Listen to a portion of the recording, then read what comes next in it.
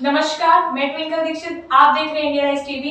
आइए नजर डालते हैं आज की कुछ खास खबरों पर। उत्तर प्रदेश के आगरा से एक बड़ी खबर सामने आ रही है। प्रसिद्ध कथावाचक देवकीनंदन ठाकुर की मुश्किलें बढ़ गई हैं। उनके खिलाफ मानहानि का एक मामला दर्ज किया गया और आगरा की ACJM 10 कोर्ट ने उन्हें 9 जुलाई 2025 को अदालत में हाजिर होने का नोटिस जारी किया। ये मामला वाराणसी में देवकीनंदन ठाकुर द्वारा की गई एक कथा से जुड़ा है।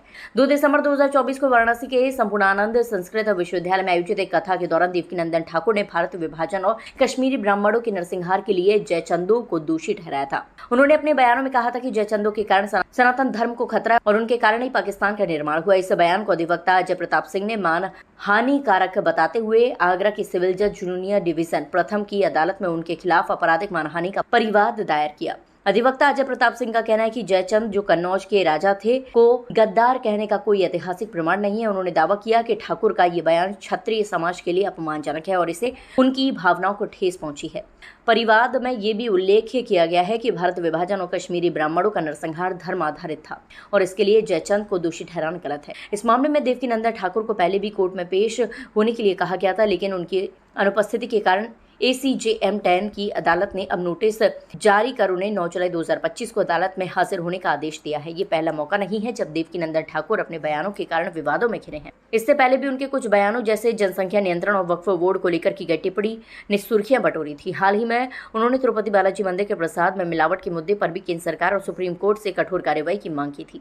इस मामले में अगली सुनवाई 9 जुलाई को होगी और सभी की निगाहें इस बात पर टिकी हैं कि देवकीनंदन ठाकुर कोर्ट में क्या पक्ष रखते हैं। क्या ये मामला और गहराएगा या कोई नया मोड़ आएगा, ये देखना दिलचस्प होगा। हमने कथावाचक देवकीनंदन के खिलाफ एक आपराधिक मानहानि का केस दायर किया है। हमें पिछले वर्ष दिसंबर 2024 में समाचार पत्रों के माध्यम से जानकारी मिली थी कि वाराणसी में कथा वाचन के दौरान उन्होंने भारत विभाजन का दोषी जयचंदो को बताया था और कश्मीरी ब्राह्मणों का नरसंहार करने का दोषी जयचंदो को बताया था।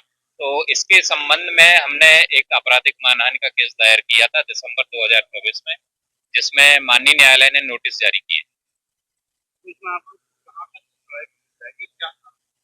इसमें हमने ये आपराधिक मानहानि का केस है। इसमें 2 साल तक की सजा होती है और हमने माननीय न्यायालय के सामने अपने वाद पत्र में समस्त तथ्य रखे हैं, जिससे साबित होता है कि महाराज जयचंद्र के बारे में जो भी भ्रांतियां फैलाई जाती हैं, एक जो उनका गद्दार के रूप में नाम लिया जाता वो गलत है और भारतीय पुरातत्व सर्वेक्षण विभाग के पास भी कोई ऐसे तथ्य नहीं है जो ये साबित करते हो कि महाराज जयचंद गद्दार थे।